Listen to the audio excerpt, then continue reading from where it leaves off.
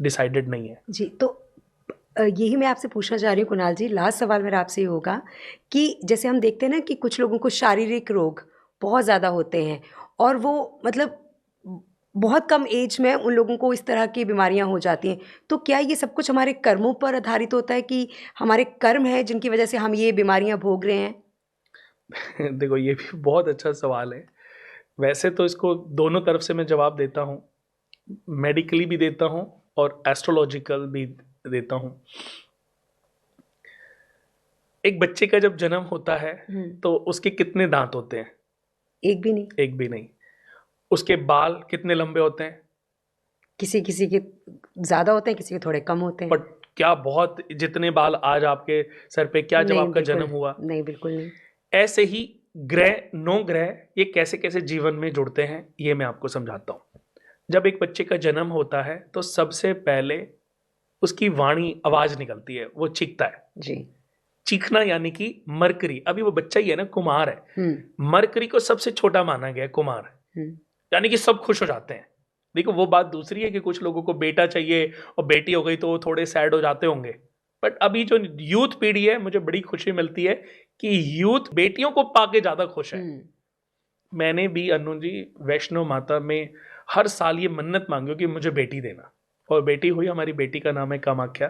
तो मतलब, और मैंने यूथ को देखा है कि वो बेटियां मांगते हैं, उनको खुशी मिलती है कि उनके घर में बेटी आ जाए। तो अब बच्चे का जन्म हुआ तो आवाज, बच्चे ने चीखना शुरू किया, यानी कि मरकरी प्रबल हुआ। वो चीख रहा है ना कुमार, अब सब खुश हो गए कि यार बच्चा हुआ है।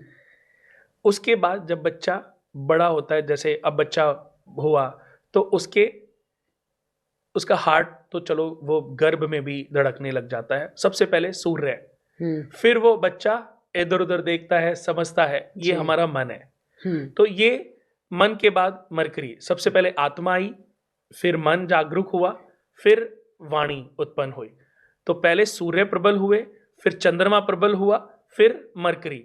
अब बच्चे की स्किन अच्छी हो रही है, यानी कि अगर आप देखोगे अभी 2 घंटे, 5 घंटे, 10 घंटे के बच्चे और 6 महीने का बच्चा बहुत ही क्यूट हो जाता है। जी, बिल्कुल। हालांकि 1-2 महीने, 1-2 महीने के बच्चे को तो गोद में लेना भी थोड़ा मुश्किल, बहुत सॉफ्ट होता है। हड्डियां वड्डियां, गर्दन टेढ़ी ना हो जाए, कुछ प्रॉब्लम ना हो जाए, बहुत मुश्किल है।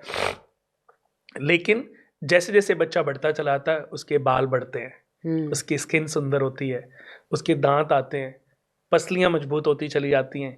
फिर बच्चा दौड़ने लगता है, जैसे ही वो खड़ा होता है भागने की कोशिश करता है। फिर शनि प्रबल होता है, जब ज्ञान आता है बृहस्पति प्रबल होता है, जब ताकत आती है मंगल प्रबल होता है। सारे ग्रह अब प्रबल होते जा रहे हैं। सबसे अंत में आते हैं शनि, स्किन के रूप में, त्वचा के रूप में, हड्डियों के रूप में, बालों के रूप में, दांतों के रूप में। सबसे लास्ट में ये सारी चीजें शनि है। जी। हड्डियां, पसली, नाखून, त्वचा, घुटने और दांत, ये सब शनि के कारक अंग हैं। जी। अब हम इसको फॉरवर्ड करते हैं, 50-60 साल की एज हो गई, बाल कम होते जा रहे हैं, कम होते जा रहे हैं, बिल्कुल होते हैं। 60-70 साल में बिल्कुल खत्म हो गए। दांत रूट कनाल हो गए, चलो डॉक्टरी ट्रीटमेंट आदमी ठीक कर लेता है, लेकिन दांत धीरे धीरे 70-80 साल में सारे दांत खत्म। पसलियां इतनी कमजोर हो जाती हैं कि चला नहीं जाता,